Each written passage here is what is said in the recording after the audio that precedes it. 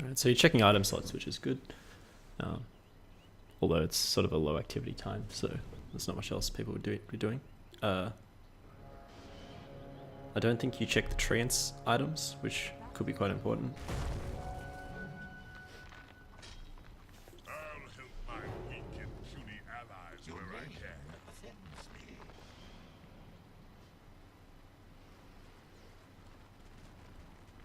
Yeah, and just, I don't know, personally here, once I saw the tree go invis, I would have used dive to break all these trees. Just because you're probably not going to get the other one with it, and it just guarantees that you get this one or get some good harass on treant.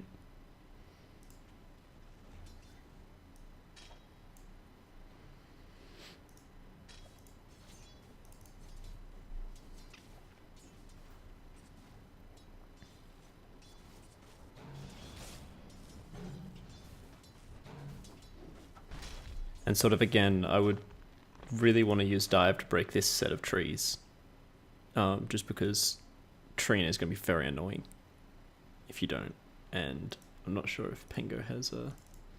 Yeah, Pengo doesn't have a quelling blade, but you should be encouraging him to get a quelling blade, cut down trees, and you dive, cut trees. Just makes the lane a little bit easier. You don't have to buy a sentry.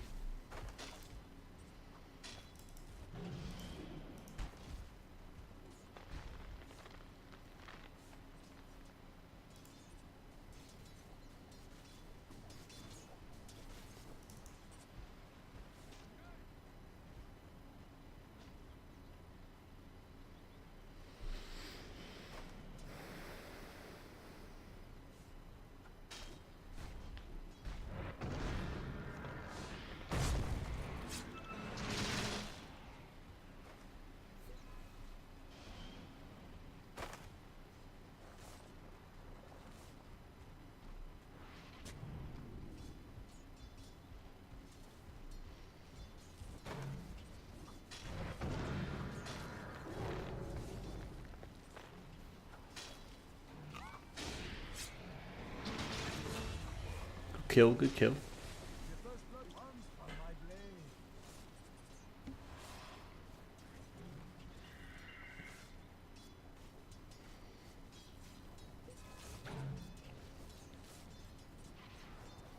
So in the sort of, I don't know, 5-6 seconds that Treant was dead, you can be very aggressive on the Spectre, because you know that Treant isn't coming back for a little bit. And Spectre kind of got 2 last hits that he shouldn't have got. Like, you guys should have at least hit him 2-3 times for each last hit, or both gone for the deny. And it's something that you have to really micromanage the person in your team, unless he's doing the shot calling. Like, if you watch the OpenAI thing that was played a while back, the one where they verse Blitz and stuff before TI, you see that they ran a tri-lane, even though it's a dual lane, but they would all attack, as soon as the range creep got below half health, they would all attack it at once, and that was like enough damage to kill it, and just guarantee the deny. So if you just try and organize to do that with every dual lane you do, it A, brings the equilibrium back to your side, like it brings it back to around, oh, I can't draw, but brings it back to like here, and B, like increases the chances of you getting the deny greatly if you're both on the same level of communication.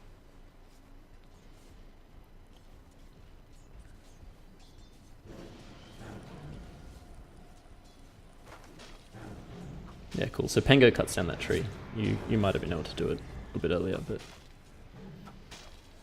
it's a good play.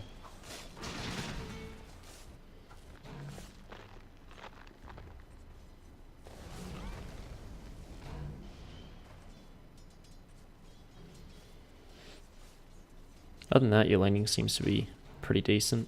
You do a good side pull. I don't see too much of an issue, although it's not the most difficult lane.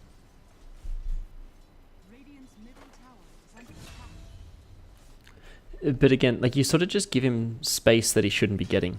Like, they don't have a hero that can harass you if you're anywhere in this zone. But you're not harassing him for some reason. Like, you don't need your spells to be able to harass. Your right click does a fair chunk.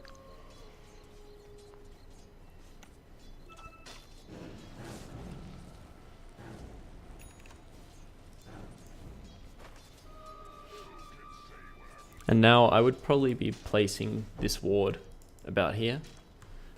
Like you can sort of just run in there and place it up here. Because you know that they've just placed a sentry down here to deward your scent. So you can even place it a bit deeper if you're not sure how shallow it is. But yeah, it would help you land those spirits as they wrap around corners, etc.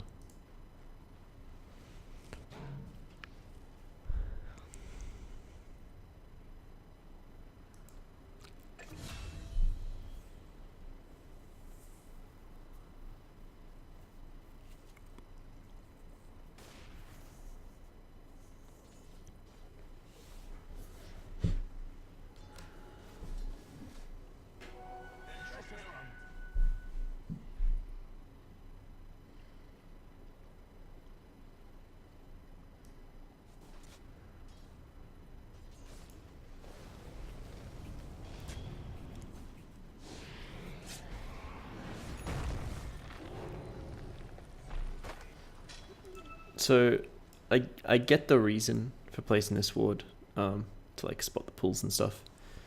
But even if you place it like, can't do it. Even if you place it like here or here, it spots the pools but gives a lot more information here, which is very crucial for heroes like Phoenix and Dark Willow and stuff, because you want to land those long shots over the trees at times.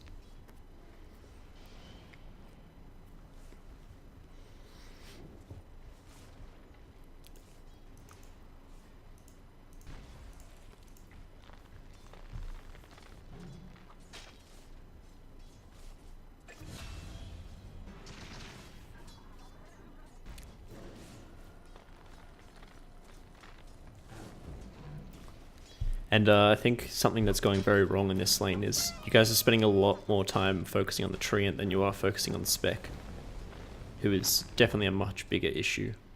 And I'm sure will, like with the amount of farm that he's getting, I'm sure that he's going to be the thing that beats you in this game.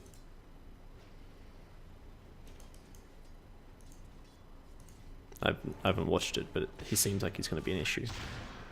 Also, Huskell losing mid is pretty rough. But he should get a kill here.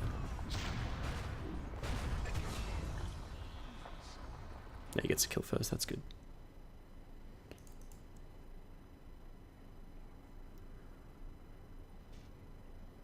I'm not sure if you were going to try and block the spawn there, but that was a good attempt at that play.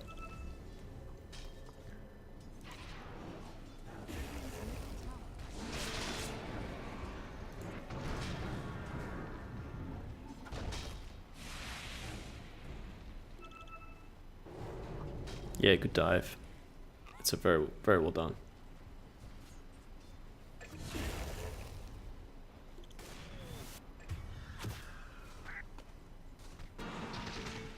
Yeah, I like that you tried to get the damage on the spec. It was good.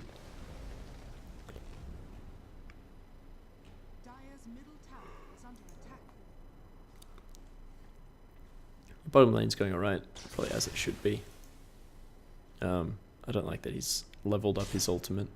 He should hold the point and level it up if he thinks he can live off the second death.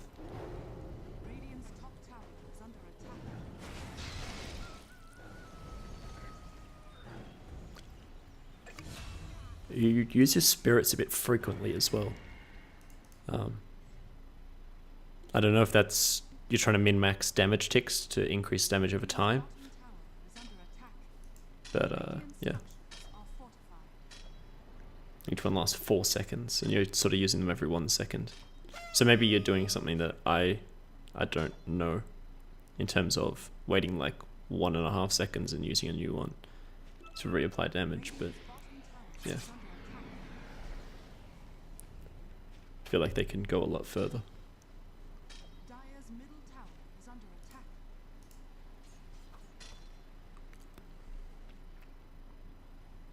So you shouldn't be worrying about the treant at this point. You should be going straight on this Spectre, because he's now going to get 2 waves of free farm because you're trying to catch tree. And that's really bad. Like, I think even if you get this kill, it's just not worth it at all. But Spectre leaves the lane to go help. So I guess it evens out. But yeah, I think something that's really crucial in a game is figuring out what their win condition is and what your win condition is, and making sure that yours happens and theirs doesn't. I'm also not really sure why you went to base. You were like just over half health and full mana, and you could use the courier to ship the boots, but it's alright. But yeah, Spec's just sort of free farming and doing quite well out of it. Look at net worth. I mean, he's not very high on net worth at all, but he's a lot higher than you'd expect a Spectre to be, especially against a Pango Phoenix lane. That's a very strong lane.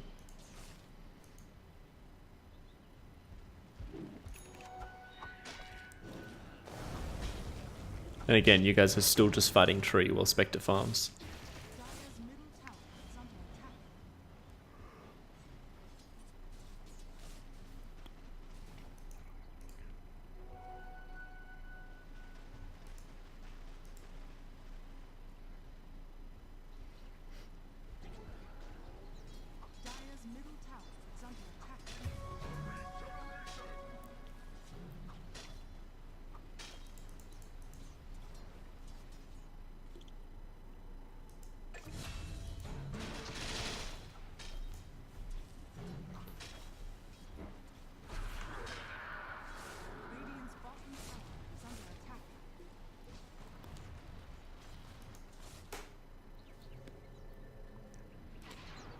So I think, especially with a hero like Phoenix, I'm not sure if you agree, but I feel like Phoenix is a hero that can definitely do a lot more with a lot less. Like, he can play very well without items.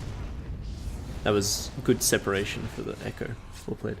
And so if you think about it that way, even if it delays your Tranquil Boots because you're buying more Tangos, if you're constantly trading damage or harass with a hero like a Spectre, if you have to buy 15 Tangos and he also has to buy 15 Tangos, you've come out on top because you don't need items, whereas Spectre really, really needs items.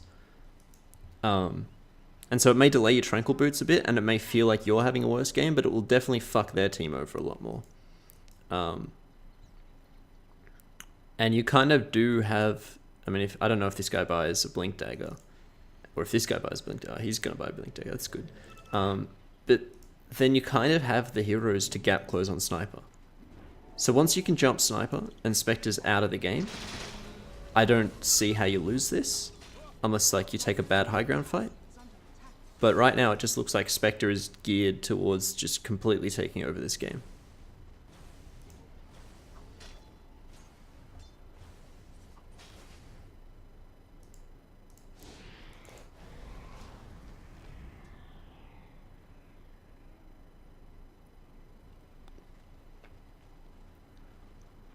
So yeah, I think the main thing to focus on is prioritizing who you're trying to get out of the lane. Because if you treated Spectre like you guys were treating Treant, Treant would be like level 9 right now, farming, and Spectre would be level 5. And it would just be absolute mayhem for them.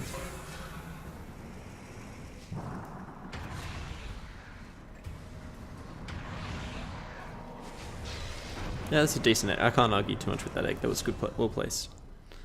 I guess you kind of just did it straight out of Hex, but it worked.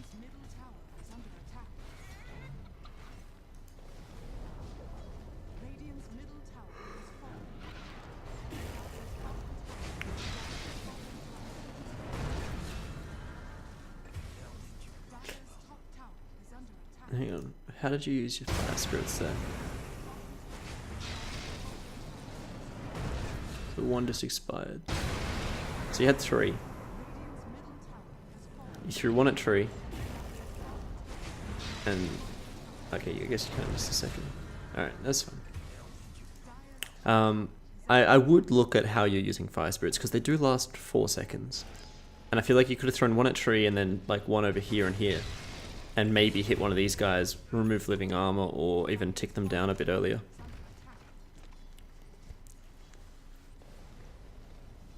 Because Phoenix isn't really a burst hero, so you definitely shouldn't treat it as such. You should treat it as getting everyone low as quick as possible.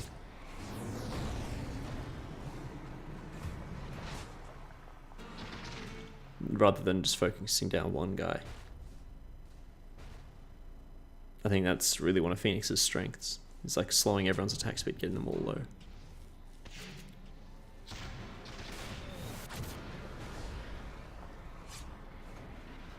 Yeah, it's probably worth to not use the shrine and just head home in this situation. Could even Sunray over the top, but probably not necessary. Or you can use Tranquils to heal. That's cool too.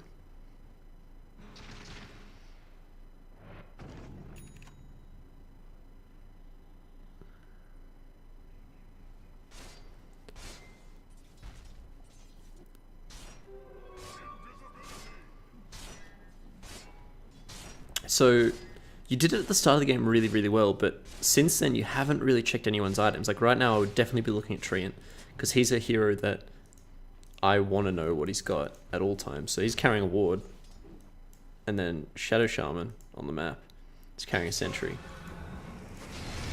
I feel like both of those are really important to know. And you can just start farming these wards instantly. You don't need to run away from them. You got like a whole team tanking them. And yeah, you don't really hit them at all. So since then, he's backpacked the wood. But yeah, you just really want to be checking on items. So like Earthshaker, I would see that he's got his mana boots, and I would actually be thinking that he's quite close to Blink as he receives it. And yeah, but if you, I think maybe you did check his slot there. Hang on. You did, yeah, nice. Okay, so you do catch that. That's really good. And I hope that you're very much warning your team. It looks like you are with all these pings. But in a situation like this, Earthshaker's looking to reveal his Blink. So you should be trying to get your team gathering around here. Hang on, let's pause. You want to get your team to group around here and to get ready to fight. Because you know that he wants to use his Blink, so they're going to take this fight 100%. But what you've got is Egg.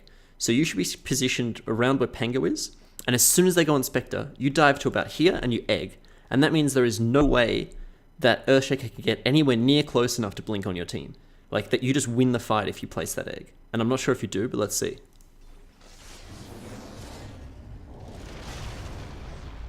Yeah, see, so instead you Sunray over the top of Spectre, which I get why, but if you like pop some Fire Spirits, dive over the top, throw them out randomly, and just egg in the middle, this Echo Slam doesn't happen, and you probably win this fight.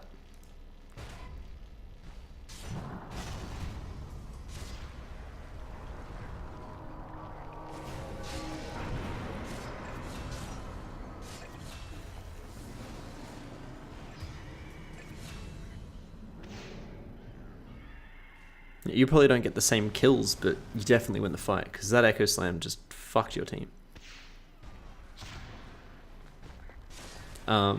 And that's sort of thinking about the roles of each player in a fight, because I think that's quite an important aspect. It's just, what is my job? Like, is there a specific hero that I'm really good at killing and that I just have to kill? Or am I sort of trying to split the fight up in parts of the map? Which is why I really like Zeus, right? Because with Zeus, if I place a Nimbus here, where I know Earthshaker is, he's now delayed by like 3-4 seconds, and we can have enough time to kill that Spectre. Bit of dyssynergy here. Where are you going? Heading top.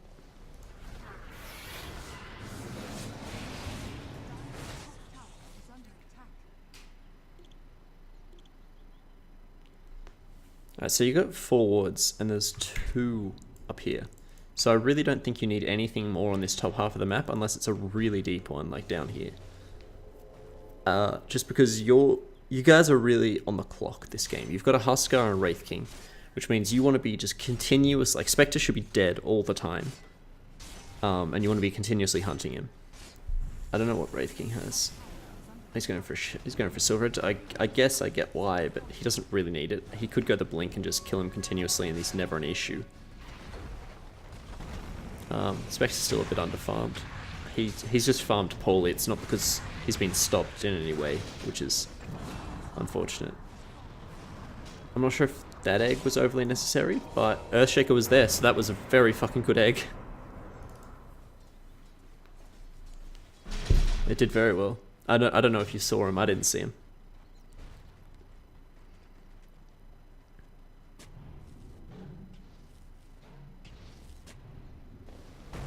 So you get another ward here. So now we've got 4 wards. 3 of them basically watching the same thing. So I think that's a bit of a misplay. And then the 4th one kind of just watches an area you don't care about because there's no tier 1 to defend. They're not pushing. Like, you guys are on the offense. And so I'm not sure about this warding game. I would definitely try and have one deep in the jungle, maybe on the cliff or like here.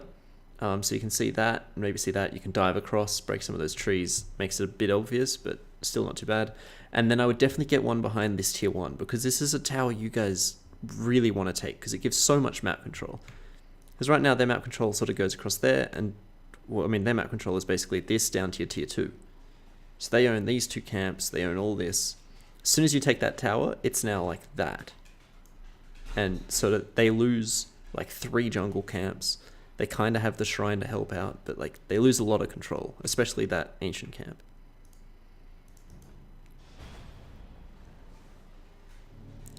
It's a decent dust attempt.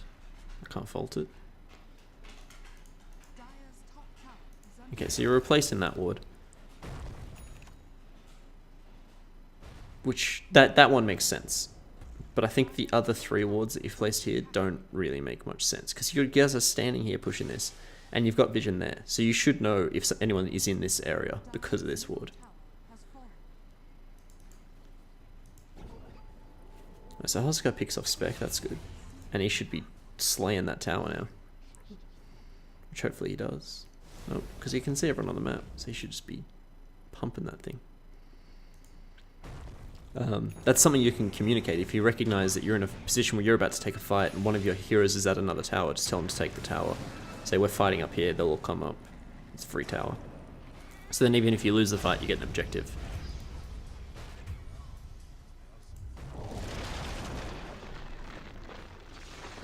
Oh, that's rough.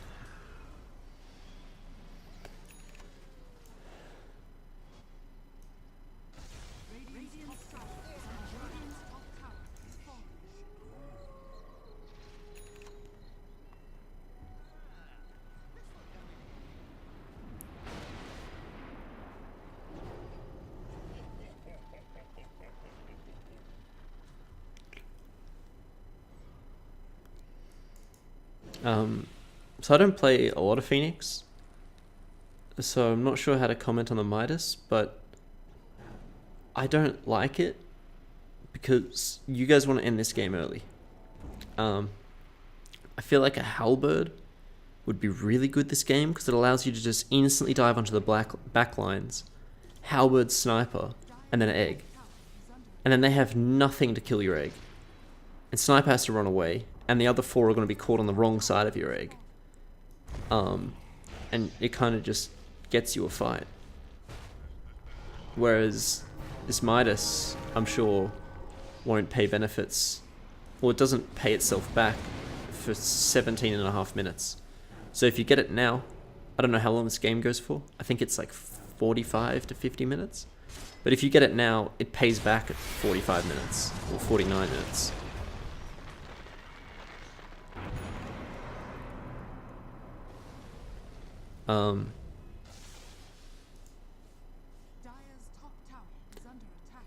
Yeah, so that egg usage. Let's go back.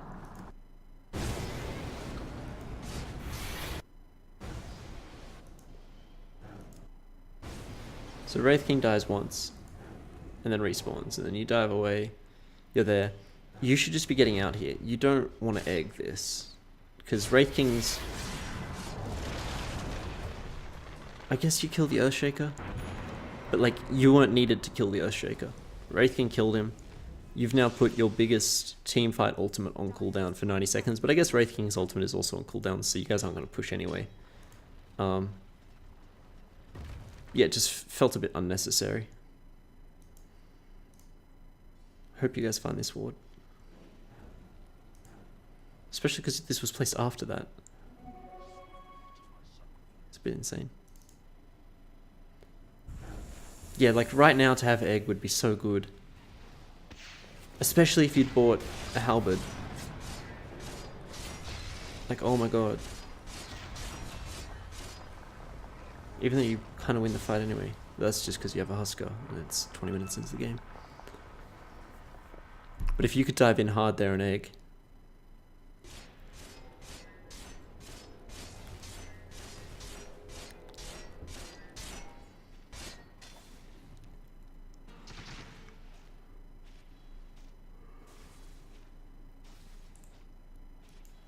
I guess levels are important on Phoenix, but I think the tome has allowed it so that that support that would usually want a Midas just for the levels can just buy the tome instead.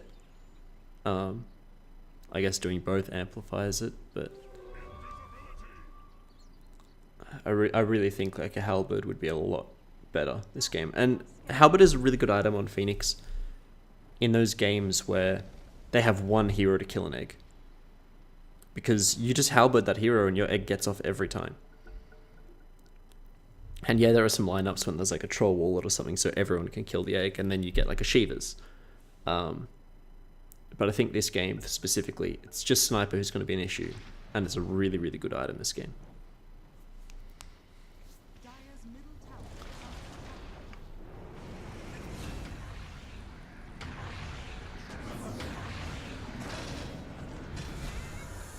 Shaman wastes his wards, so you guys should definitely be pushing off the back of this.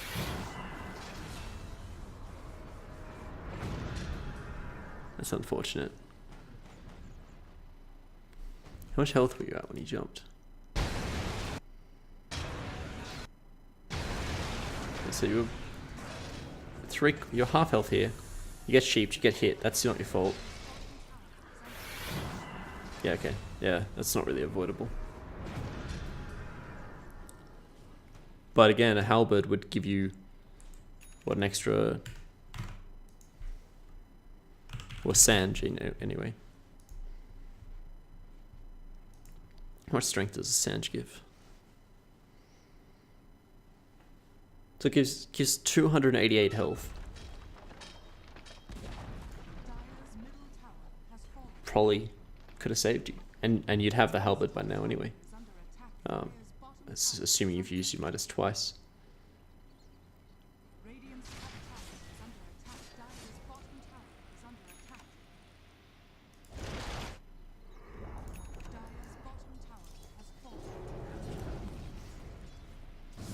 Alright, so I'm going to go to another replay. Just because I'm not sure there'd be much else to get out of that.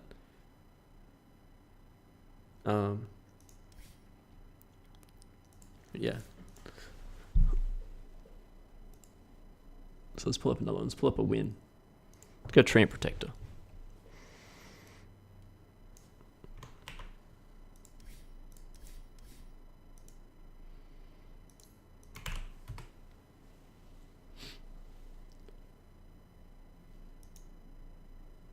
Oh, it was with me. No, let's not do that one.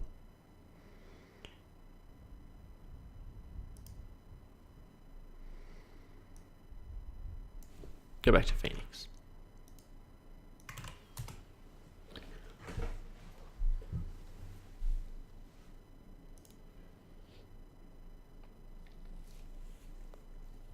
Alright, so you guys win this game.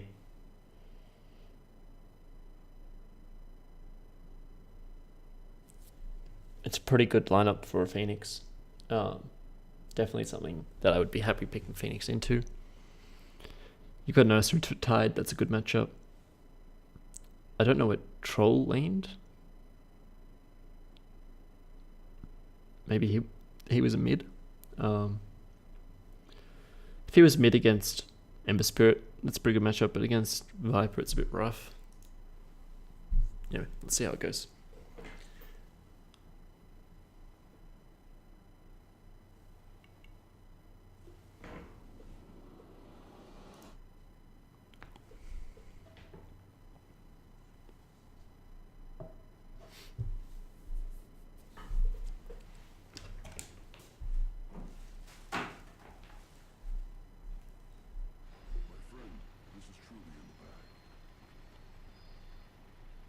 Prepare for battle.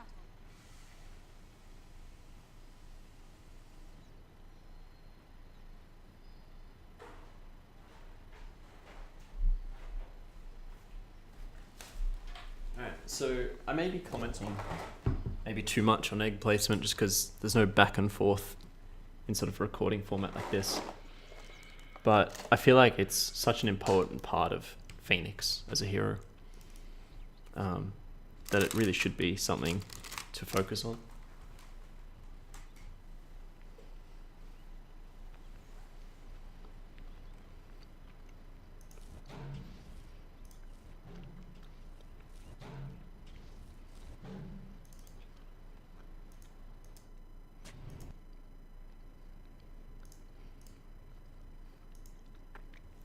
So what happens? Tide drops a ward, and both of his branches in his backpack. And then you start attacking him, and you check his invent, and you see that it's empty, and then you see that he moves a branch. And so this should tell you that there is a ward in that zone instantly. Unless he's a fucking player, and jukes you out with it.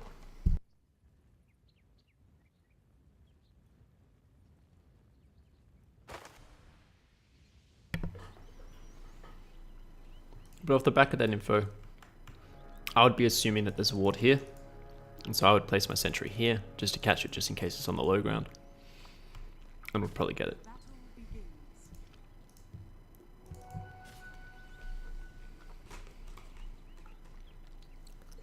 But I don't know what you're going to do with your sentry, so let's find out.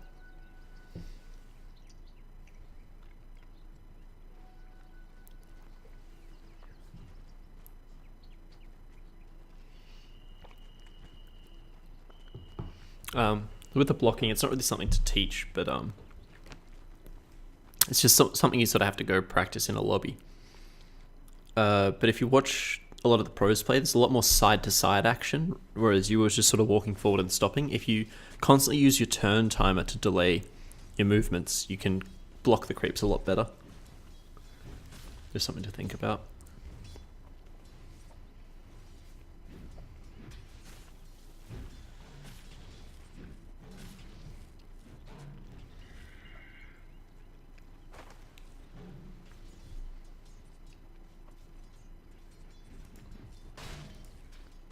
Okay, so this ward placement is interesting. Because when it comes to ward, you have to sort of think, what does it give you? So if you had a hero like Dark Willow, or Phoenix, or Zeus in you, like against you in the lane, there'll be a scenario where you're last sitting under tower, or your carry's last sitting under tower, and they're sitting here throwing spells. And that makes this ward really good, because you can see them. It means you get 1 charges from them, because you only get 1 charges from heroes throwing spells that you can see when they cast it. If they're in the fog when they cast it, you don't actually get a 1 charge. So that makes that useful. But against these 2 heroes, I don't think that does anything. I think you want your ward to be up here, so that when the lanes push down here, you can see their movements. You can see people coming for a gank, and you can go on them without fear of people teleporting in, because you'll see the TP happening. I think this ward is too defensive for the heroes you're versing, and also doesn't even provide much on the defensive end, other than if they're trying to escape around this corner. And you still haven't used that sentry, even though you did see him have an empty slot.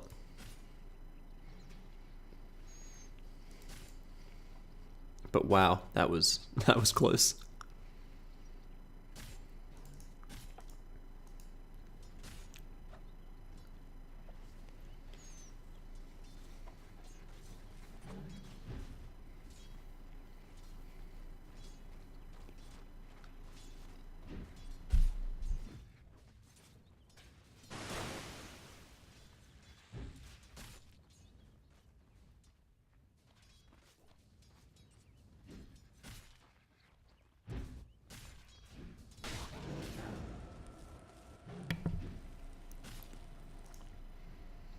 So Tide has used Gush, which is very weird.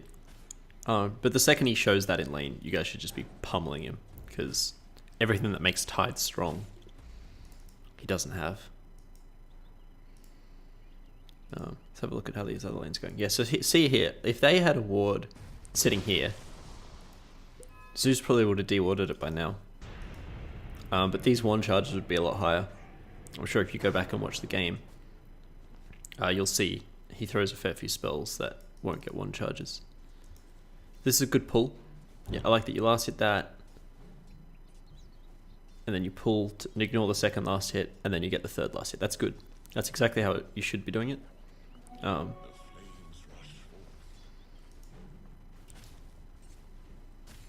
Tide intercepts it. That's a bit unlucky. I feel like you guys should go on this guy right now, because you can see Tide. You see he's really far away. You should be instantly diving across. Yeah, like firebirding him up, which you're throwing a bit frequently, but you get the first blood, and that's good. Just going back on this, you actually miss out on a bit of damage here, like in terms of frequency of damage. So you throw the Firebird, and it's, if you go a little bit slower,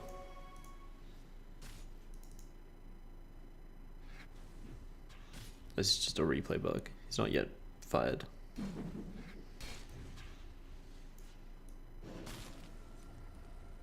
So you throw the first one. It connects. I'm not actually going to be able to see the ticks. But on this third and fourth one, it gets to just before, because there's 4 ticks per. Hang on. So it's burn duration and it's damage per second. So it burns 4 times. So on this third burn, it gets to just before the halfway mark, which means it's about to do the damage, and then you throw an attack and refresh it. So now you have to wait a full second before it does damage again. So you've actually waited 1.9 seconds for an instance of damage, because it was going to do it at 1 and then at 2, but at like 1.9 you refreshed it, so now it's done it at like effectively 3.9 or 2.9, which is just a small thing to fix, but you can be a lot more conservative with the birds. Even like throw it after you see it expire at times. Like if they're running away. If they're attacking, I understand overlapping it a bit to keep the attack slow. But if they're running away, you can let it expire and just make sure you get the most damage possible.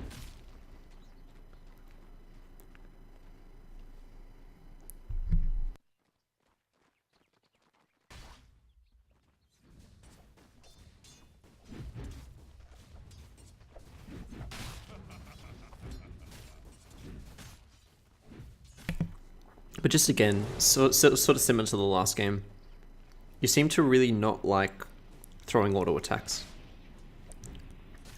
I don't know why that is, whether you think it's not going to do a lot against a Tide or whatever, but it's a lot better than doing nothing.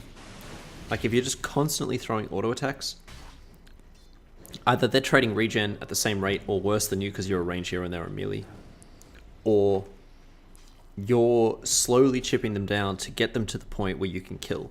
Because it's a lot harder to kill someone from full HP when you decide it's time to kill because they're out of position, than if you're constantly keeping them low, keeping them uncomfortable, and then an opportunity arises.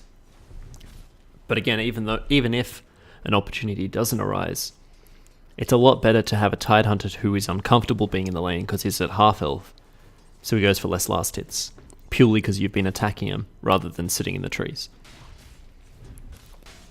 And then it's just a question of juggling creep aggro, which is something you'll learn over time. I still haven't got it fully figured out, but I will.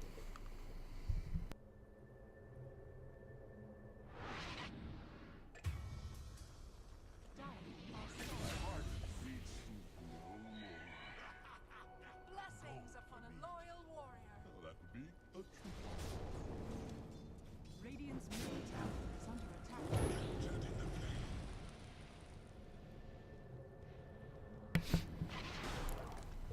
So Troll makes a TP rotation mid there and kills the Silencer. Now, if they're swapping lanes, Ursa and Troll, it makes sense. But if they're not, that's a really bad TP, because killing the Silencer, he gets 134 gold, which is the same as 3 creeps. And he gets less experience than 3 creeps. But he missed a whole creep wave for it. And you almost died for it too. Like, it's not something to yell at your teammates about, but if you know that stuff personally, it'll help you a lot in deciding whether to make that rotation or not. But effectively, Radiant's middle tower you want to win 2 out of 3 lanes. And if you're winning both your side lanes, which you are, just sack mid completely. Fuck that lane. Ursa was winning it when Ember Spirit was there, which was just even more of a bonus. But if he's losing, like even if he's losing quite hard, just completely sack him and ignore him, and you'll have a much greater chance of winning the lane or winning the game, rather than if you have people constantly TPing mid, so then the side lanes are getting out farmed. Dire's top tower is under attack.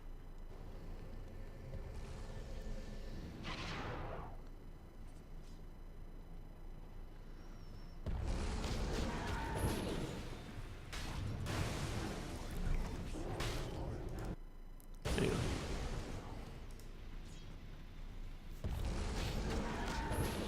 So here you get the spirit down. It ticks twice. Yeah, that's fine. That's not too bad. That's keeping the slow.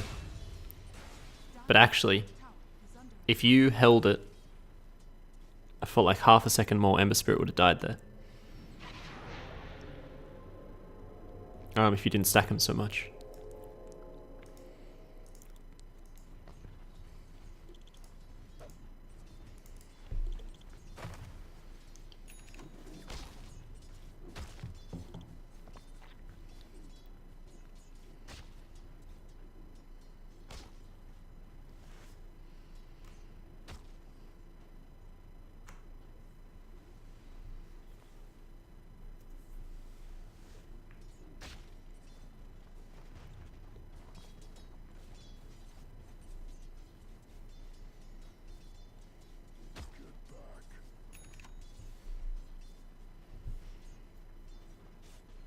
Yeah, and they're up for 20 seconds, so you can throw one every 4 seconds and you'll still have 4 seconds to spare. You can even wait a second in between each one.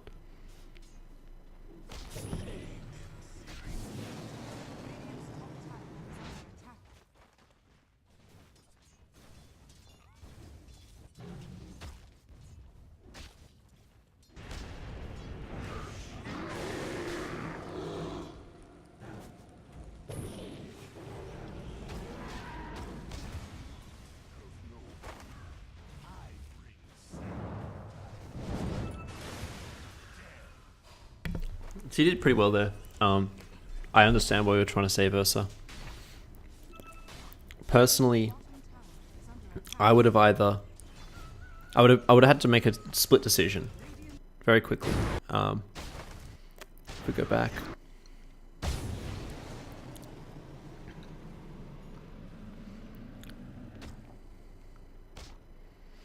So here, the second that Tidehunter walks out of there and Silencer walks out of there, I need to decide, is Ursa going to live or am I?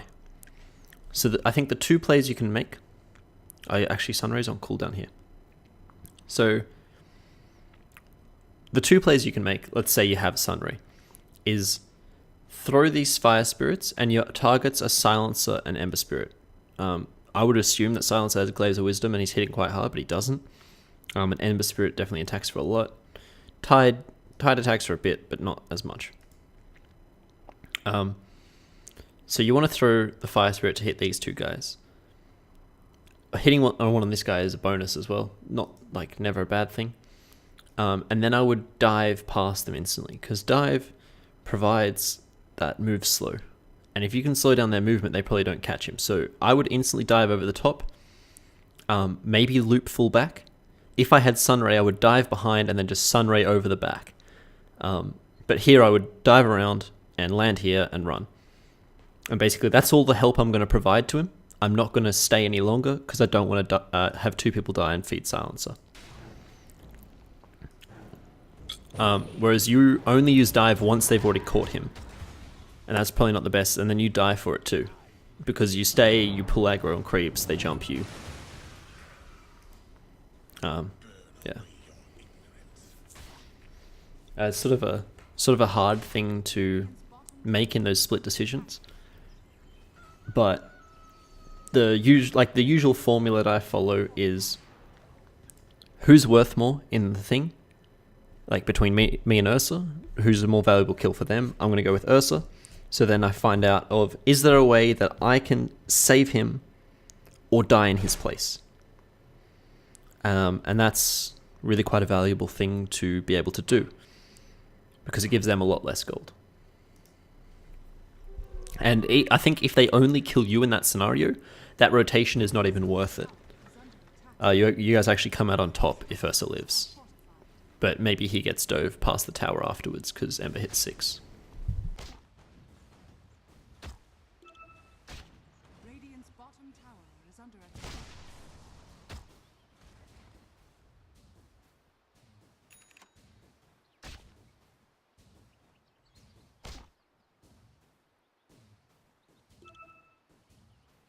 Radiant's middle tower is under attack.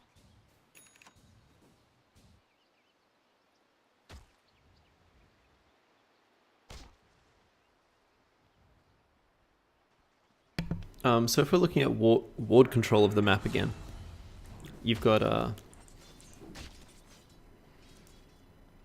you guys have how many wards in stock? I can't see. Tower is under attack. Courier's got no wards. You've got no wards. Middle tower is under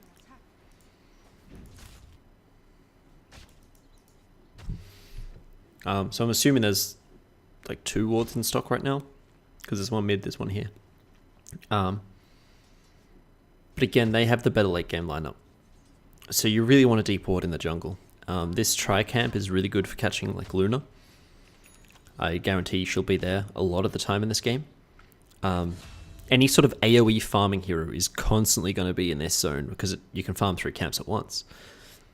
You guys can see Luna over here.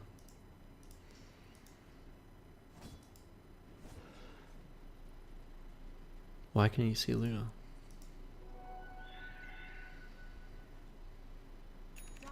Oh, this is a replay bug. But yeah, Luna is a hero you guys definitely want to kill a lot. Zeus almost makes an escape there.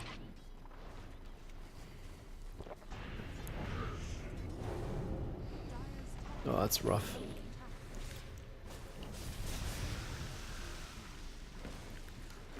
But yeah, I think rotating out of the bottom lane, even though it resulted in a death, is a good choice because they can't really contest Ursa unless there's 3 or 4 of them now to kill him. And you can see 3 mids, so you want to let Ursa have his solo farm, solo experience, and you want to find the hero out of the other 3 that you can latch onto and stay with and get kills from. And I think that hero is Brewmaster, and you want Zeus with you.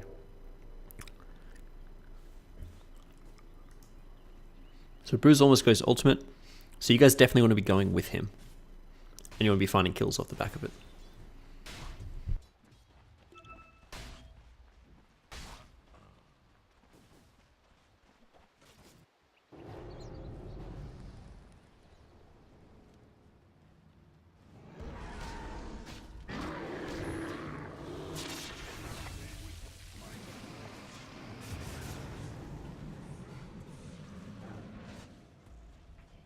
Instead, you make this long-range run to help situation where I think at about here, like sort of about the time you reach your shrine, it's pretty evident that Ursa is not going to live,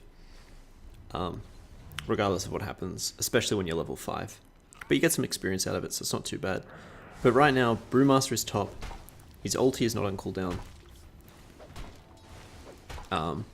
Either he should be rotating to you guys and fighting, or you should be rotating to him. But I think you definitely want to fight around that.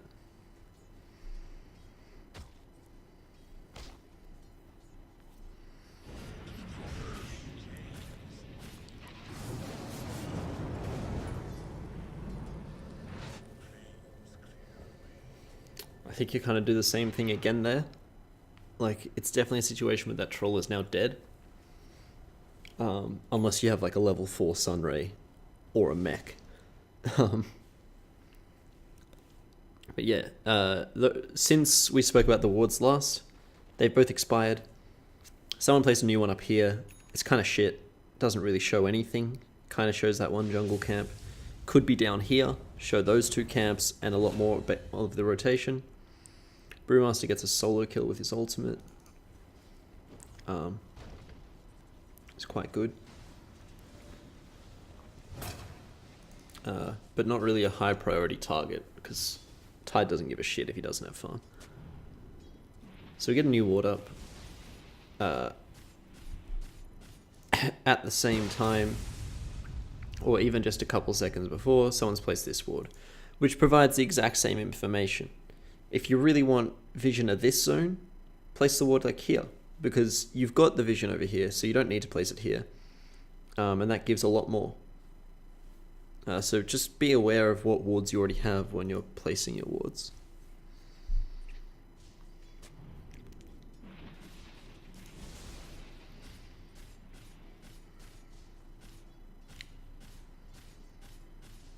Message bottom.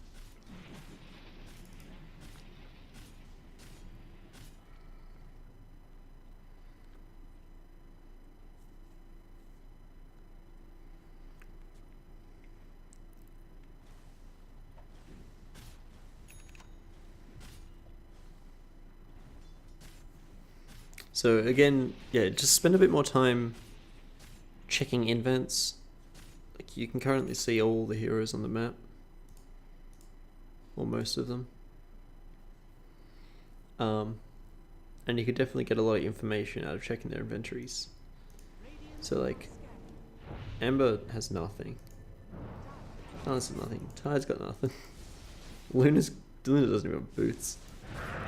And Viper has a Maelstrom. It's a very late egg. I think definitely not what you want to do.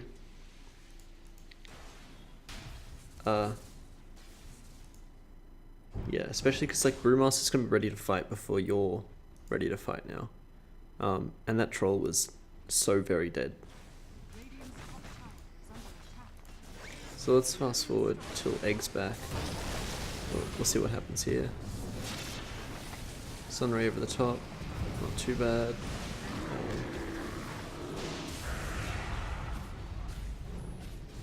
You get some kills out of it. You throw all your fire spirits at once again. Yeah, I feel like I'm repeating myself a lot, but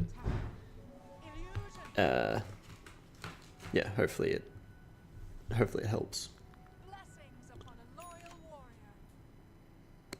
and isn't too repetitive. I like that you bought a wand here. I don't remember if you did it in the other game, but it felt like you weren't really buying small items because you really wanted that Midas. In this game again, I think that a halberd is decent. It's not the best because Luna and Viper are both pretty good at killing the egg, but it's definitely quite good because Viper's not very useful without being able to attack, and neither is Luna. It works for so long on range heroes.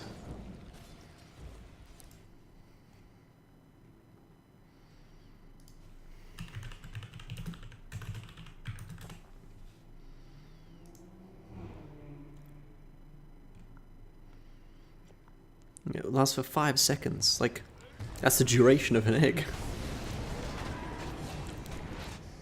Almost. But yeah, how about it lasts for so long?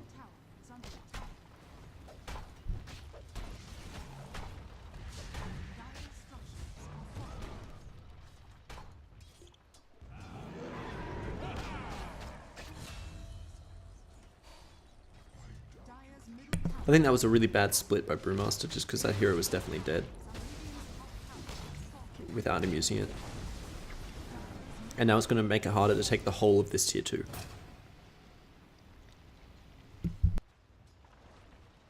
Radiant structures are fortified. Radiant's top tower is under attack.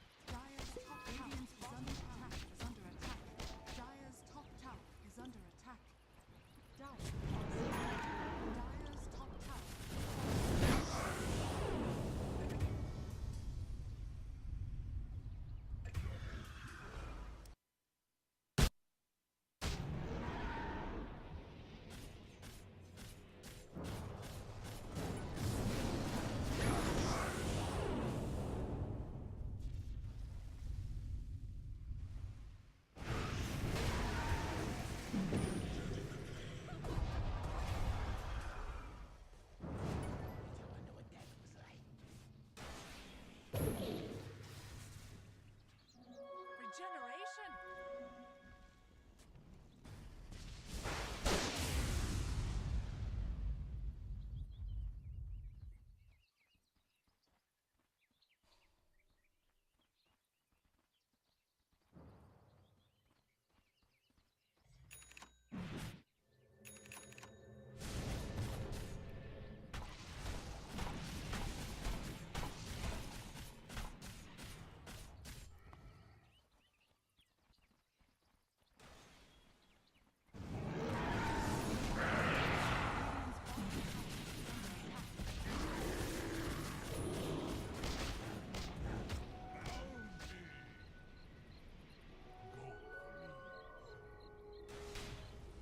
Radiant's bottom tower is under attack.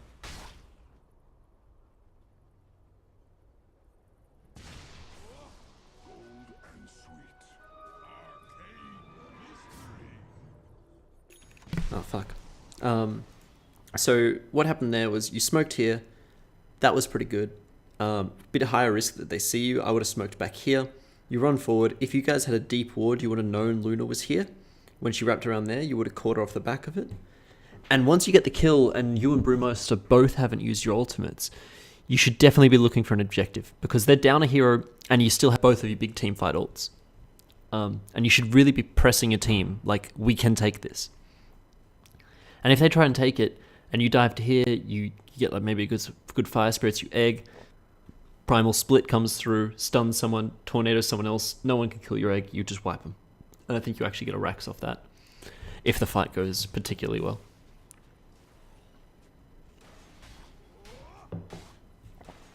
But now you guys are sitting passively with all of your ultimates off cooldown, which really isn't good. You're going for the deep wards. They're not quite as deep as I'd like. They try to catch you, they get you. That's, I mean, it can't really be helped, it was smoke.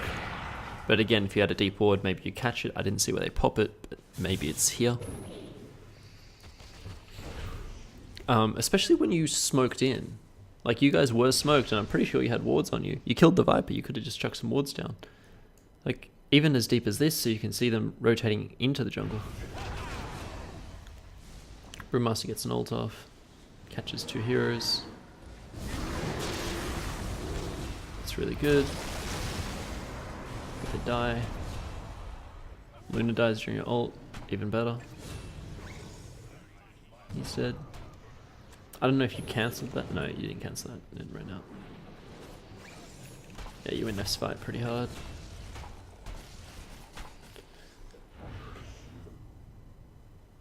Okay, you get a rush. That's an interesting choice, but it's not too bad. I can't fault it. Especially because Ursa's just respawning. Is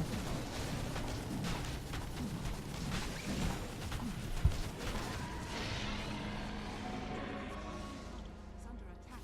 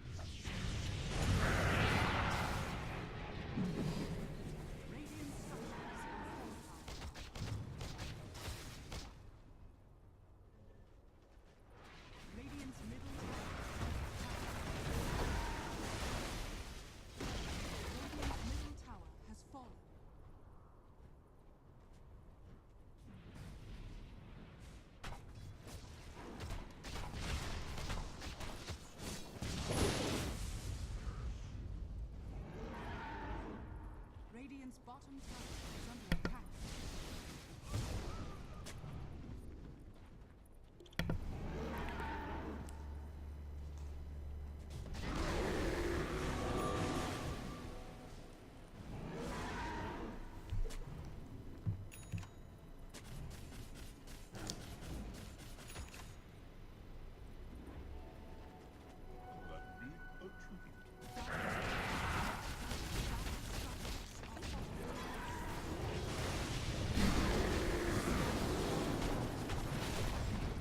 You guys almost get in there. It's a bit unlucky. But again, you've stacked 3 wards in the one area. Like, you can really see the shit out of that area. But I feel like just 1 is enough. Because once you sort of get the flash of the hero moving, you can tell where they're moving to, where they're moving from. You don't need to see them 24/7. And it lets you see something over here.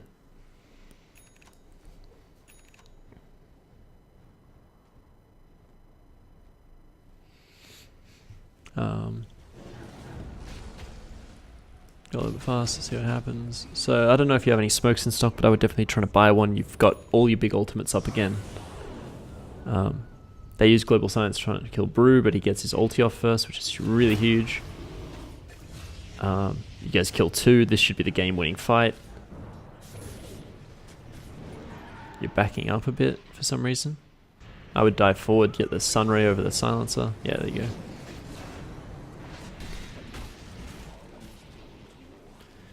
And now you are the one who wants to be catching this Luna. Because Luna's got 4 stuff, which kind of helps, but nothing really to get out of Atos. So you should be trying to Atos her down, or him. That's good too. That's a decent egg. I don't mind it. Especially if Luna's going to play like that around it. But, yeah, I feel like using... If we go back... You had Fire Spirits up. Let's use Fire Spirits. Let's Atos the one without the escape, because you guys don't have a lot of burst. If you Atos her and you Fire Spirit her like 3-4 times in a row, and then once the ultimate's done a lot of damage to you, you egg, I think you actually live here. But again, that's just sort of nuance, hard to read at the time type of stuff. Hindsight is beautiful.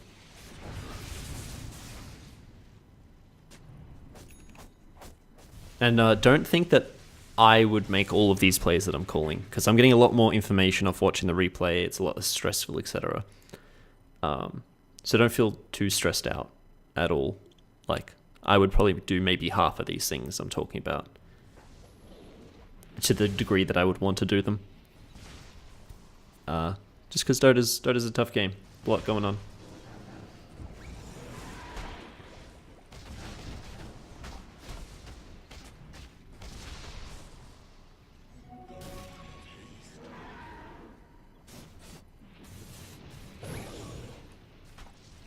You guys have all your ultimates again. Smoke would be good. You catch Emma Spirit, but he gets away. But they've just used Global Silence, so now's your time. You take Roche, and you guys should just... I don't know what Zeus was doing, but you should take Roche. You guys should just go straight down mid, and this game's yours. Or even take a fight there, and the game's yours, because... why not? I don't know what they're thinking. You've lost sort of lane rotation, so lane equilibrium. Make it a lot harder to push.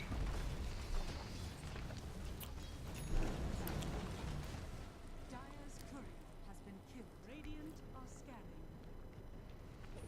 scanning. There are some other things I would want to talk about, but I think should be left till later, because they're a bit more nuanced / complex.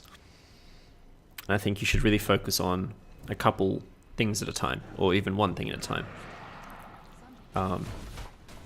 Otherwise it's too much and you just sort of lose yourself in the game. So you've got egg, you've got split. I'm assuming this is maybe a Rax. Hopefully the last fight of the game. Split goes off early. You get that. I would dive an egg right now. Right on the back lines. Yeah, you get it off. Well done. Dire's top tower has fallen. That's good shit. That secures the racks. Now you guys all get out. Perfect. They overextend. You tell them not to. You teach them how naughty that was. You lose 2, maybe 3.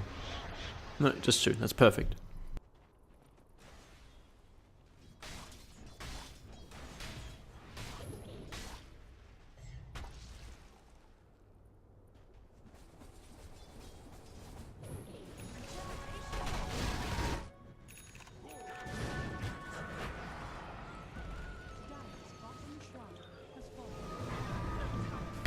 Brewmaster's just being absolutely insane there. But you guys end up getting a Lunar kill off it, which is a lot bigger than a Tide kill. And he buys back. So now you gotta wait for Brew ult. Brew dies.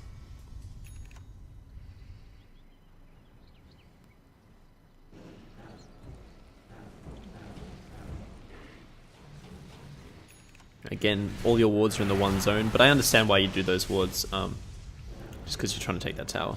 That one makes sense. I can't, like, I'm not going to argue too much with that one. Maybe that ward over on this staircase to see down there as well, instead of overlapping this vision. And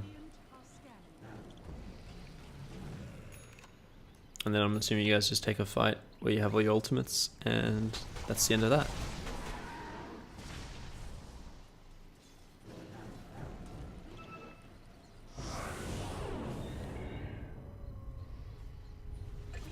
Yeah, just goes like that.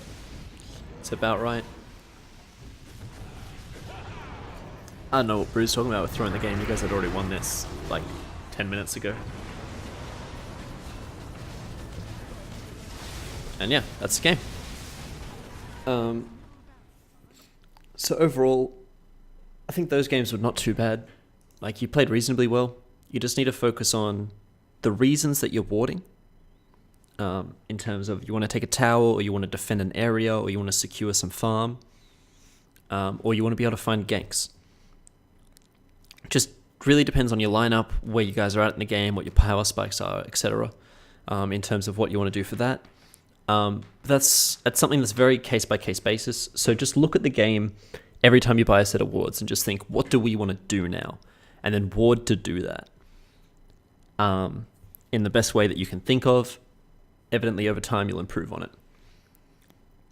I think the other thing that's important is, especially with a hero like Phoenix, utilizing the maximization of that damage over time. And for any hero that does well at fight separating, I mean, you've got Zeus, Phoenix, Earthshaker, Warlock, like all these heroes that have those big AoE things of like, don't fucking walk in this.